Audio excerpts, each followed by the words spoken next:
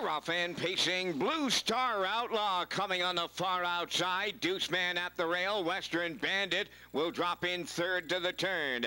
Pacing up fourth, that is Life Savior. Everyday fifth outside. Athletic Putnam sixth. And Boyer Hanover trails. Going to the opening quarter. Deuce Man guarded the rail for Maxine Goodrow. And they'll be quarter pole leading today. Second is Blue Star Outlaw. Western Bandit goes third. Life Savior in mid-pack fourth. Up into fifth is Everyday. Athletic Putnam sixth and Boyer Hanover seventh. Wow, 28 seconds flat. Opened it up. Big time opening quarter here. Put on the board by Deuce Man. He'll lead them off the paddock turn and straighten down the stretch to the half. Second along the inside is Blue Star Outlaw. Here comes Life Savior. Underway in the outside third. Moving up fourth is Everyday. Western Bandit on the rail fifth. Boyer Hanover up to take six. Now the trailer, that's Athletic Putnam, 58-1 for an opening half mile. Deuce Man going to the 5/8, the leader.